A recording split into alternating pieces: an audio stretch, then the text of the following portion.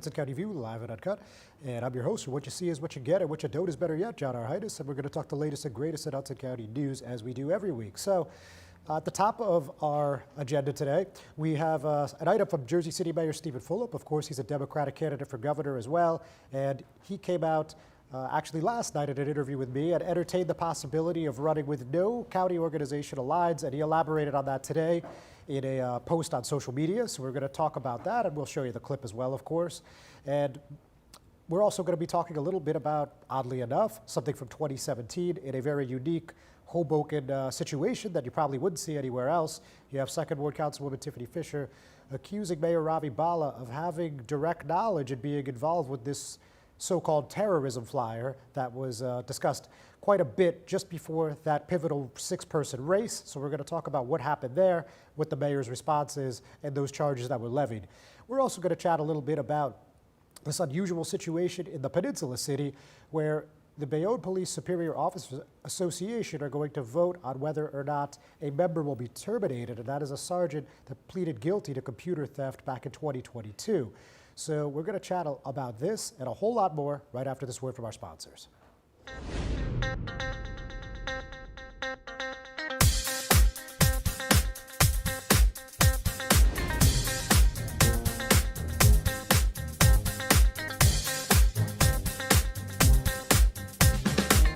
Burns Brothers Memorials, Monuments, and Markers, 787 Tunley Avenue, Jersey City. Hudson County's only monument maker, serving all faiths and cemeteries. Design, studio, and large inventory on site. Cemetery inscriptions and custom orders welcome. Burns Brothers Memorials, Monuments, and Markers, 787 Tunley Avenue, just south of Secaucus Road.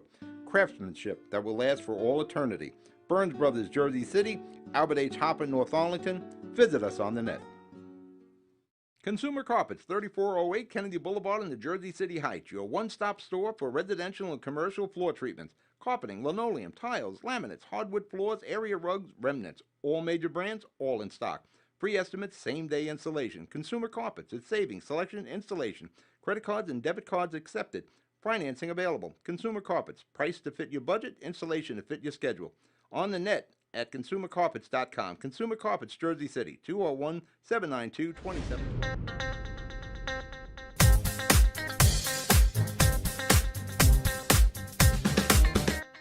Hudson County View, live at Uncut, John Arhitis. So let's talk a little bit now about these county organizational lines. Now, if you guys recall, back in October, Mayor Steven Fulop, of course, from Jersey City, came out and said that we should get rid of this, and this is a practice that doesn't happen in the 49 other states in this country. And, you know, it's just basically anti-democratic. So with U.S. Rep. Andy Kim, who represents the 3rd District and is also a Democratic U.S. Senate candidate, filing this lawsuit now in federal court challenging the county lines, I asked Mayor Fulop about it at the Chandelier last night at a fundraiser. And here's a little bit about what he said, and then we'll give you some more context right after this. The county line, you know, you come out against it, and now U.S. Rep. Andy Kim has that lawsuit, and now we have all 21 counties, including Hudson, have been named. So maybe we'll get an outcome soon, maybe we won't, but what would you like to see? Look, I've been very clear that I think that block ballots, which is everybody running for a candidate, it is grouped together and not a line format, is in the best interest of residents throughout New Jersey. And we're the only state that does it this way. And I think it's reasonable to advocate for us to be consistent with everybody else in the country. So I think change is inevitable. You know, I think that we'd all be better if we embrace the fact that it's coming and get ahead of it. Very good. Now, let's say, you know, one scenario, we could probably do 20 if we wanted to, but one scenario where let's say the judge here decides to wait till 25, 26, 27, whatever year, but it's not this year or next year, would you consider a scenario where maybe you don't run with any lines just to kind of try to prove a point? We'll see about that. That's it? Nothing else? Yeah, we'll see about that. So as you guys obviously just saw, I asked the mayor, you know, in the event that this lawsuit is not settled by 2025, the June 3rd Democratic primary, of course, for the gubernatorial race. I asked, would you consider running without any organization lines just to prove a point? And he said, we'll see, and we'll see about that, actually, and he said that twice. Now, he elaborated on this topic on X, most people still call it Twitter, this morning, and he said, important, I'm 100% willing to run for Gov without any organization lines in 2025 as a statement of the importance of moving NJ towards block voting. The majority of the other major candidates / potential candidates join me. It is the right thing to do. Will you join me, Ross Baraka, Mikey Sherrill, Rep. Josh G., Steve Sweetie, NJ, in committing to block voting for 2025 and rejecting any organization line advantage? If you are a declared candidate, there was no need to punt / hide, as you could just say, if I run, I would like to see XYZ. Let's set the standard early and properly. So an interesting question to pose on any Wednesday morning, really, but for the moment, the Democratic candidates for governor are, of course, Fulop, Newark Mayor Ross Baraka, former State Senate President Steve Sweetie, and U.S. Reps Josh Gottheimer and Mikey Sherrill are in the mix. It's widely believed that at least one, if not both of them, will end up jumping into the race too. But of course, they have re-election bids, at least as of today they do, for November. So we'll see what happens. As of about an hour ago, those candidates potential candidates had not responded just yet. So on a completely different note, but again, just very typical of what you see in the Mile Square City. It's obviously rough and tumble politics, pretty much 24/7, 365. But this one threw a lot of people through a loop. Second Ward Councilwoman Tiffanie Fisher sent out an email blast on Friday, and this was a few hours, I guess it was probably about 7:30 in the morning, ahead of a 6 p.m. I guess it was a meet and greet with Mayor Ravi Bhalla and U.S. Rep. Andy Kim in Jersey City, hosted by Councilman Solomon. We'll talk a little bit more about that event later, but specifically what I want to talk about here is that email from Fisher accused the Bhalla camp of knowing about this terrorism flyer and having a direct role in it. So let me just read you an excerpt. Like so many others, I believe Ravi and his campaign team fabricated the 2017 racially charged flyer that made it look like he was being discriminated against in the 2017 mayoral race, falsely attributing it to rival mayoral candidate Councilman Mike DeFusco just to gain an electoral advantage. A short time after that election, several people confirmed via those close to his campaign what we all suspected at the time, that it was a calculated move to manipulate public sentiment, and it worked. The incident gained widespread attention and sympathy, and seemingly was decisive in what was a close mayoral race. And again, that was a 6-person race, and it came down at the end of the day essentially to Bhalla versus DeFusco, and Bhalla won by 484 votes. I saw the mayor at the event that I just mentioned, and here was his response, and he was quite clear in my opinion, but check it out for yourselves. Now, I'm sure you saw this morning, Councilwoman Fisher on this email made a lot of bold assertions about the 2017 election. Any thoughts? Completely despicable. It does not behold the office she represents. I'm a father. That day that we received that flyer was my 10-year-old daughter's first experience with racism. If she thinks that there was anyone from me or my family behind that, she doesn't know who I am. She doesn't know my DNA. She doesn't know the blood that runs through my veins. That is a depraved mind that would do something like that, and it's completely despicable for Councilwoman Fisher to even insinuate that that would come from anywhere from my campaign or me. It's a disgrace. So not too much more to add. I will say that Councilman at Large Jim Doyle and Councilwoman at Large Emily Jabour, who ran with Bhalla in 2017, released their own statements in relation to this, and they basically said that Fisher was unhinged and this was a political stunt. I also heard from Mike DeFusco, and obviously he's not in office anymore, but he still weighed in when I asked for comment. And he said, although I remain hopeful that law enforcement will eventually resolve this matter, the harm inflicted on me, my family, and my vision for Hoboken is irreversible. He said a lot more, so I'll allow you guys to read the story. I will also add that Fisher on social media has said that this was a pattern. This was something that Bhalla tried to do, or at least suggested doing, in an assembly race in 2012, but that did, I actually think that was 2013, and that did end up materializing the first time, but she hasn't provided any specific proof on this, so we're going to see where this goes. Now, we're going to head to a break, but when we come back, I'm going to be with Jersey City Ward 8 Councilwoman Denise Ridley, and we'll be right back.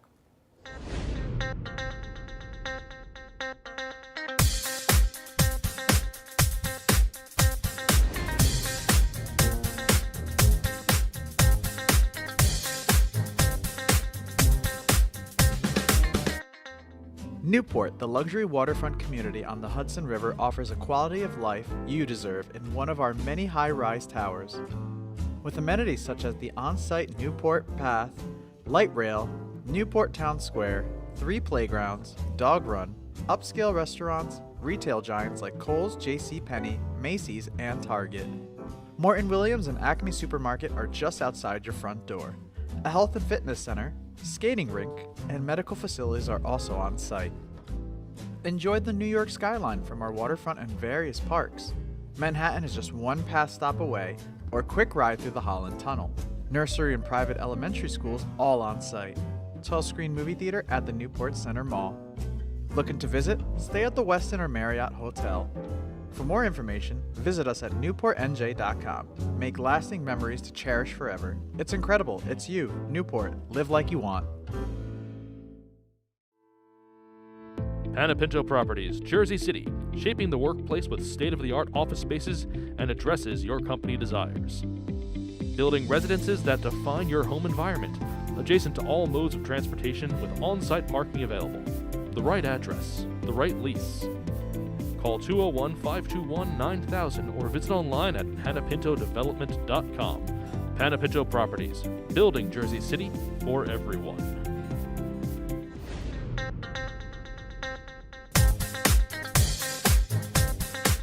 Good Friend Self-Storage in North Bergen, New Jersey is a fully climate-controlled facility equipped with state-of-the-art security, packing supplies, a Refer Friend program, and multiple loading docks convenient for commercial use.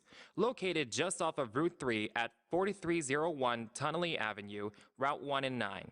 Call 201-867-2444 or visit us on the web today. Good Friend Self-Storage. Let us be your good friend.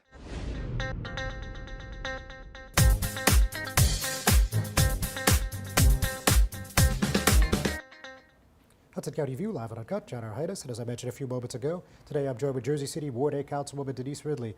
Councilwoman, thanks for coming in. Thank you for having me. No problem. So, I was just thinking on the way over, something that got a lot more conversation when redistricting just happened was that Morris Canal Manor and the SciTech City projects went from Ward F to Ward A. So I'm just wondering if there were any updates on either of those that you could tell us about. Well, I know that as far as the residential portion, we've had those community meetings. They're looking to break ground on the new building to bring some housing into that area. This is the manor? This is with SciTech City. Oh, okay. With SciTech City. So we're looking forward to that. I actually have a meeting unrelated at Liberty Science Center tomorrow. So I'll get a little more insight on where we are with all of their projects. We're hoping that this will bring a lot of new life to that area, new jobs. We're looking forward to the school being there, exposing our kids to more of the sciences. So, yeah. Okay.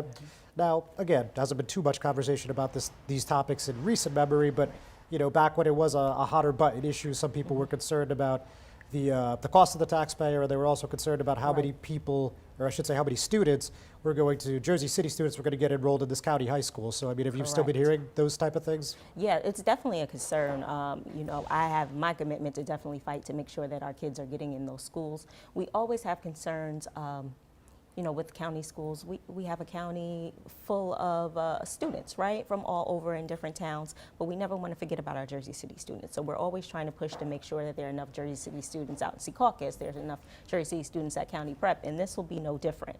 This will be here in our own backyard, which we've made a significant contribution to before I was even in office. So yeah, we demand that our kids are represented in this new school.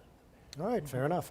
Now, something else that I saw you posting quite a bit about on social media is this water main replacement project by the Municipal Utilities Authority. And they're doing it citywide, but it looks like, from what I'm seeing, again, from what you and others have posted, it looks like Ward A, it's been a different experience than others. So can you tell us about what's been going on and what compelled you to go to the MUA meeting last week? Yes, I would dare to say we're getting hit worse than anybody else, right? And that's difficult to say if you're in another area that's also getting hit. But there's been a whole lot of digging on Garfield Avenue, and I would say it probably goes back as far as 2020. There was a big project with Richard Street where the street was collapsing in. We had a major storm that greatly impacted East Bidwell. So there's a whole sewer replacement in that area. So let's say from about Armstrong Avenue is impacted down to about Bayview. If you've driven in that area recently, then you know that traffic is bizarre trying to get around that. But there's 2 water mains that are there, a 20-inch main and 8-inch main. They're trying to replace those. Work is happening 24 hours a day, literally in front of people's homes. So my residents are upset about that. It's a great inconvenience. Water went out the other day. We have an issue where a gas line was struck, so now you have PSEG coming in. There are a lot of issues every day, and we realize we have to get through this project, but I need more communication from MUA. You know, residents have no idea what's really going on, and sometimes some of it is above our heads, right? We don't actually know how to reconstruct a sewer, but you have to communicate. You have to let them know how long this is going to be on. Anything that you can do to reduce noise, especially at night when people are trying to sleep and get ready for work, is imperative that you do. And so, you know, my goal for going to MUA was to let them know that, look, I need you guys to communicate better, and I need somebody from MUA on site 24 hours while this project is going on. You know, the company that's there now, Creamer, is an outside company. I need somebody hands on deck that can communicate with me and let me know. Veolia has been great with their updates on Facebook, so I encourage residents to please go to their Facebook page and follow their updates. And I'm just asking for more communication from MUA. So they have committed to sending a letter. They'll have a draft for me at the end of this week to residents again with more information about where exactly they are in the project and why they're doing it. And they're also committing to a community meeting, which will be hosted at the Bethune Center, just so we can keep those lines of communication open. All right, well, let me know when that meeting is. Definitely. And, you know, beyond that, I mean, it sounds like you covered all bases, I guess. Just, do you have a completion date, approximate completion date for this? I do not. I anticipated the project to take, I'm going to say in my mind 3 months, but which is part of the reason they want to work 24 hours, because if they don't, it will take much longer than that. So I'm hoping that we can get this done really soon, but I do not have a completion date. As you know, weather impacts it. We had, I think, about 2 snow days this month, so I do not have an exact timeline, but I'm hoping that by the end of this week, when I get that letter, they'll have a better idea of when they can complete the project. All right, very good. I have plenty of other things in mind, but we're going to take a quick break, and so don't go anywhere, folks, and don't go anywhere, Councilwoman. We'll be right back. All right.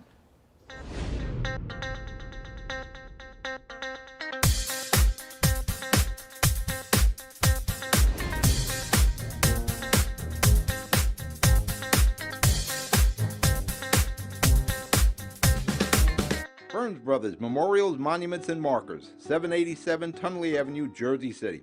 Hudson County's only monument maker, serving all faiths and cemeteries.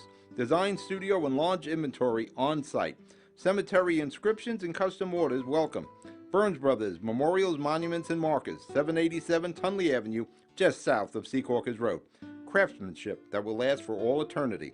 Burns Brothers, Jersey City, Albert H. Hopper, North Arlington. Visit us on the net. Consumer Carpets, 3408 Kennedy Boulevard in the Jersey City Heights, your one-stop store for residential and commercial floor treatments, carpeting, linoleum, tiles, laminates, hardwood floors, area rugs, remnants, all major brands, all in stock. Free estimates, same-day installation. Consumer Carpets, it's savings, selection, installation. Credit cards and debit cards accepted. Financing available. Consumer Carpets, price to fit your budget, installation to fit your schedule. On the net at consumercarpets.com. Consumer Carpets, Jersey City, 201-792-2720.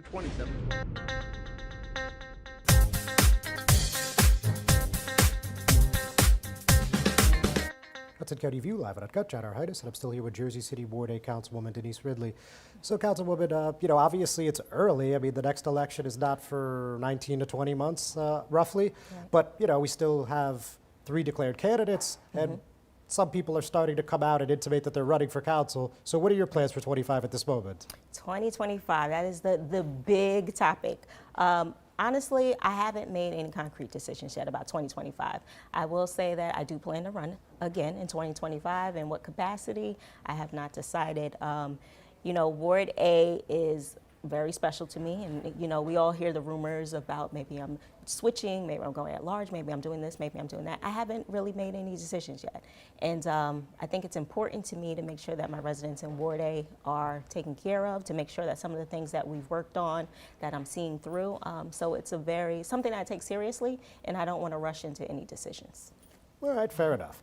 Now, as I talked about at the top of the program, Mayor Steven Fulop came out and he's been against the organizational line, and now he's taken it a step further. He's, again said we should abolish it, but he's now said that I'm committing to running off the line in 2025 if everyone agrees to do a block ballot, which, would mean that there's no county organizational lines. Right. So obviously the Jersey City races are nonpartisan, so this isn't really something that you guys have to deal with, but Correct. I think it's reasonable to say that there's a chance you may run for higher office in one day at point in time. So what do you think about this proposal from the mayor? I think I get where he's coming from, and I think it does even the playing field a little bit more. It takes out some of the influence that we know can definitely happen in New Jersey politics. So I think it's best to let's see what the people have to say. How do the people feel about that? I think there are pros and cons on both sides, right? It takes away a little of the power from the power structure, but at the same time, it also gives people who have a little more money more advantage, right? Because they're going to be able to put themselves out there without the support of a line or anything like that. They're going to cash is king sometimes. And, if you can have the money or you already have the money, it does put you in a better position. All right, fair enough. Now, this all came up because of this lawsuit by U.S. Rep. Andy Kim, as I also touched on at the beginning. What do you think about that race between him and Tammy Murphy? Of course, there's two other candidates, but it looks like things are getting pretty interesting so far. Yeah, very interesting. It's interesting to see people picking sides. I get texts from Tammy Murphy all the time now, and I'm sure other residents do. I think that residents really have to make sure that we're tuning in, right? Make sure we're tuning in and make sure we're watching debates and make the decision that they feel is best for them. I really encourage my residents to always get involved and get engaged. I feel a lot of times we kind of sit back and then election day comes and we're voting for whoever we think might be popular or whoever somebody else told us to vote for. But, let's really see what people are saying, what they're offering, and what they want to do for our state and who best can represent us. And, that's what I plan to do, and that's what I hope everyone does. So no preference yet? No preference yet. All right. And basically same question with 8th District Congressional. You got U.S. Rep. Ravi Bhalla. They've been, I think it's fair to say, beating the hell out of each other up to this point, and I'm sure it's only going to intensify. What do you think about that one? Rob, he's a good friend. He's also a constituent. I was at an event that he held last night. I think Mayor Bhalla is also great. I have a good relationship with the both of them. But Bob has been a friend, and I think that he has done some great work for us representing our district. I know he's very passionate about it, and I wish him the best of luck for this new election. I think he'll do a great job and continue to do what he's been doing so far. So, I wish them best all the luck, but I think that Bob has done a great job, and I'm happy that he's going again and happy to stand with him.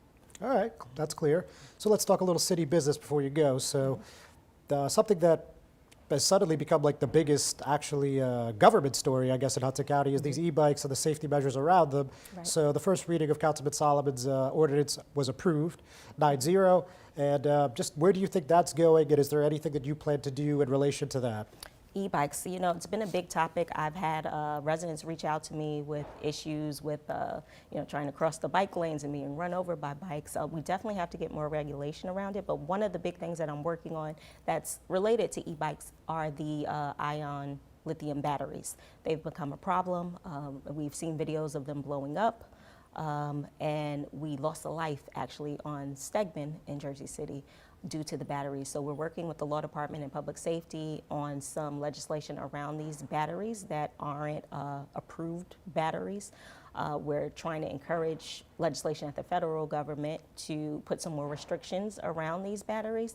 Our fire department actually went to New York for some training and to get some information on what they're doing on their end related to these batteries. And in doing that, I also learned more about EV cars, which are an issue. So we're trying to create the laws that we can at the municipal level to try to save some lives in relation to a lot of these explosions around the batteries. But the e-bikes aren't going anywhere, so we have to adjust to this new way of life and adjust our laws accordingly, and to also get some more support around enforcement. Got it. Okay, well, keep an eye out for that.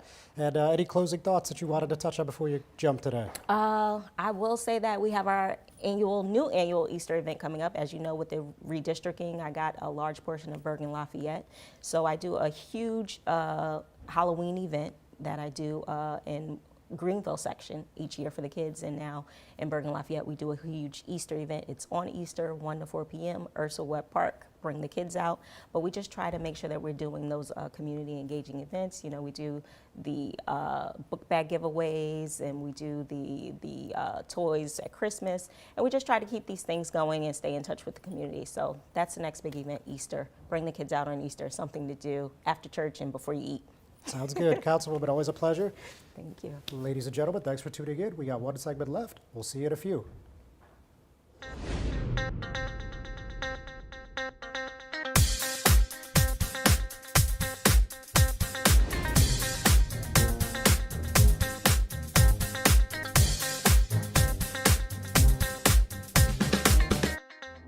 Newport, the luxury waterfront community on the Hudson River, offers a quality of life you deserve in one of our many high-rise towers.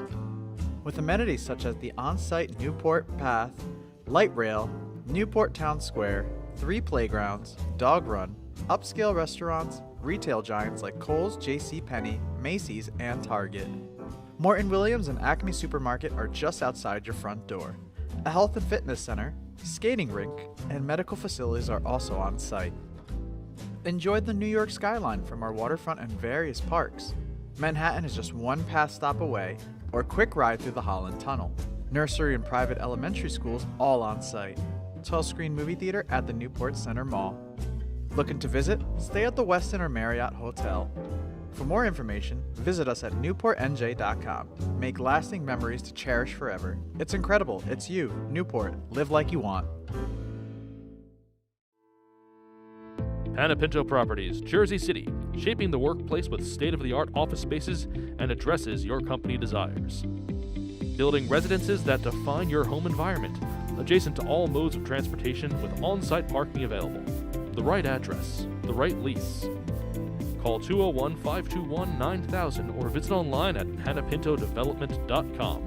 Panepinto Properties, building Jersey City for everyone. Good Friend Self-Storage in North Bergen, New Jersey is a fully climate-controlled facility equipped with state-of-the-art security, packing supplies, a Refer a Friend program, and multiple loading docks convenient for commercial use. Located just off of Route 3 at 4301 Tunnelly Avenue, Route 1 and 9. Call 201-867-2444 or visit us on the web today. Good Friend Self-Storage. Let us be your good friend. Growing up can be tough on kids. So much is going on in the world that can cause depression or anxiety. Unusual behavior for more than 6 months could mean they need help. Don't wait. For real-time mental health support and counseling, call New Jersey's Children's System of Care. CSOC offers free mental health supports, substance use treatment, and services for intellectual or developmental disabilities for all kids up to age 21. Call now, 1-877-652-7624.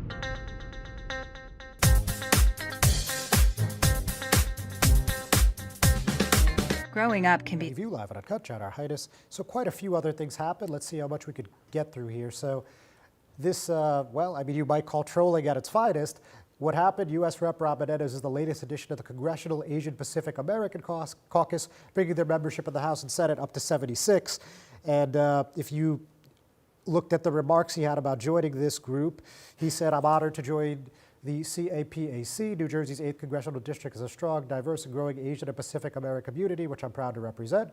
I look forward to working with Chair Chow and the rest of CAPAC to support civic and economic opportunities for our Asian and Pacific American community members, fight anti-Asian hatred, and ensure that we continue to break barriers for all our residents." Of course, Mayor Bhalla is of Indian descent, so, you know, the timing and the committee, I'm sure, is not a coincidence here.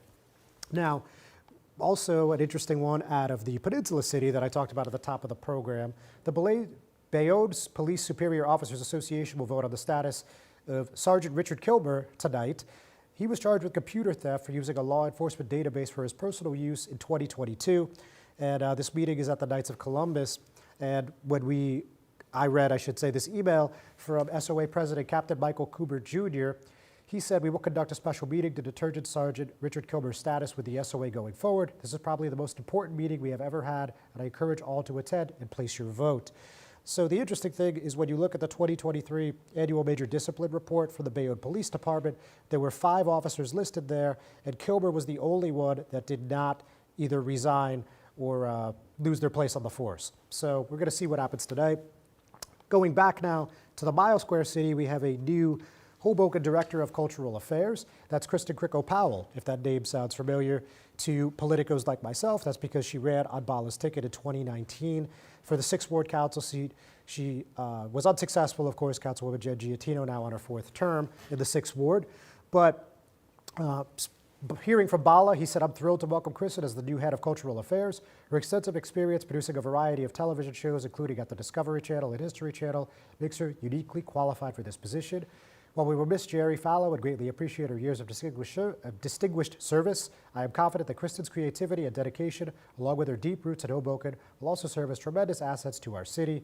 She will earn a salary of $110,000 a year, and she has already started, and that's according to City Spokeswoman Marilyn Barr."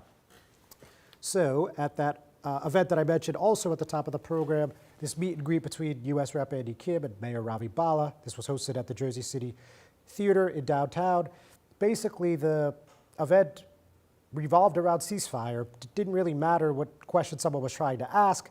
Someone would eventually get up and scream that they want a ceasefire now, and that was the theme for over an hour on Friday night.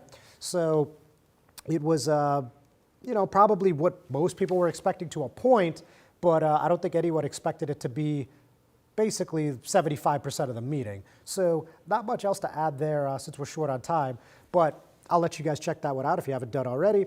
An interesting one in West Hudson. In Kearny, the long story short, Kearny Deputy Mayor Melanie Ryan took serious offense to Ward 1 Councilman George Zapata calling her madam at the town council meeting that was last Tuesday, 8 days ago. And after he did that, she exclaimed, "You'll get a punch in the face if we were in public." And the video's there for you guys on Twitter and Instagram.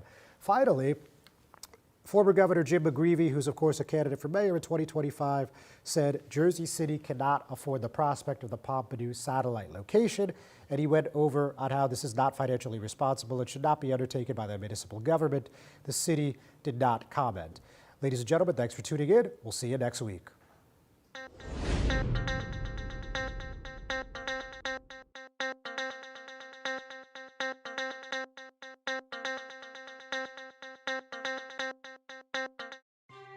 Thanks for watching Hudson